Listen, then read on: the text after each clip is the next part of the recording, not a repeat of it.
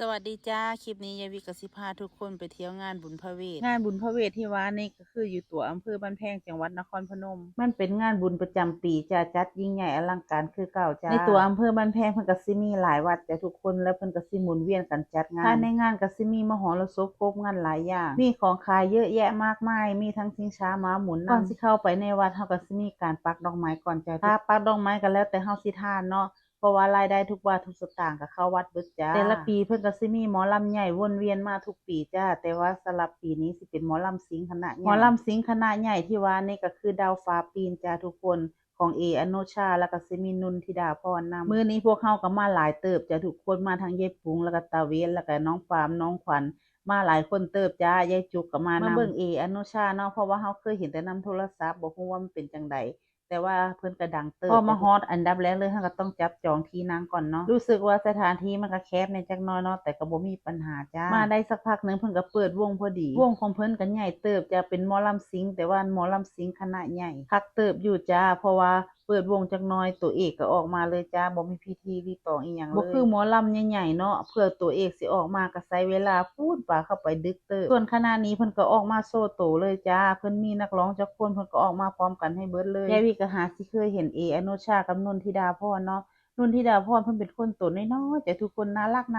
ามส่วนเสียงของเพิ่นนี่บ่ต้องเว้าถึงเลยจ้าทุกคนม่วนคักส่วนอโนชานั่นก็หล่อจ้าทุกคนหล่อแล้วก็สูงจ้าหุ่นดีมากเลยส่วนเสียงของเพิ่นก็ม่วนจ้าทุกคนการเอนเตอร์เทนนี่คันโอ้ยบ่ให้เว้าเลยจ้าสุดยอดขนาดเลยส่วนนักร้องคนอื่นก็เสียงดีจ้ะทุกคนแล้วก็งามแล้วก็หล่อจ้ะภาพรวมแล้ววงนี้หันคักเติบจ้ะทุกคนเพราะว่ามันเป็นหมอลำซิงมันสิเป็นแบบโจ๊ะๆอยู่ตลอดเวลาเนาะสังเกตคนหน้าหาญก็ฮู้ว่ามันม่วนส่ำใดถ้าเป็นแบบหมอลำกลอนเพิ่นก็สิมีช่วงเพิ่นลำต่อกลอนกันเนาะมันก็สิขาดช่วงในการม่วนเป็นก็แล้วแต่ไผมักเนาะบางคนเขาก็มักหมอลำเรื่องต่อกลอนส่วนยายวีหันมักหมอลำซิงมากกว่าหมอลำซิงมันสิมีแบบโจ๊ะๆอยู่ตลอดมันสิเฮ็ดให้เฮาม่วนแล้วก็คึกคืนอยู่ตลอดเวลาแต่ของอโนชาเพิ่นก็สิมีหลายช่วงอยู่คือกันแต่ละช่วงก็สิม่วนแตกต่างกันไปนักร้องของเพิ่นก็มีบ่กี่คนจ้าแต่ว่าทุกคนหันร้องม่วนพี่ปามหันตื่นเต้นจะมักหลายมาเบิ่งหมอลำส่วนพี่ขวัญหันบ่ค่อยชอบปานใดหมอลำพี่ปามเพิ่นเป็นสาวแล้วเนาะเพิ่นก็มักม่วนจักหน่อยส่วนพี่ขวัญเพิ่นยังบ่เป็นสาวก็เลยธรรมดาแหละจ้า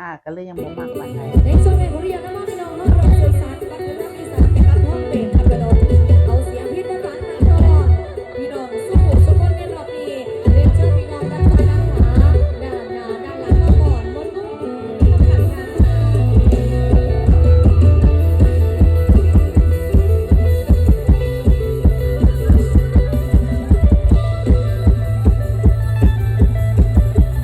นิสัยแน่นเพิ่นจำหนาวสองเฮาใส่กันเนี่ยเด้อชาตินี้เฮาได้พบเจอแล้วกับบ่อยากจากจรไปไสนิสัยแน่นเพิ่นสู้ค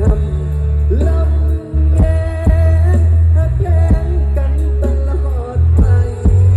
ขอพลาบุญปันแต่ให้เป็นคู่กันไป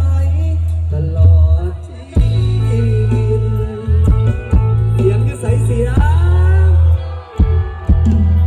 บ่มี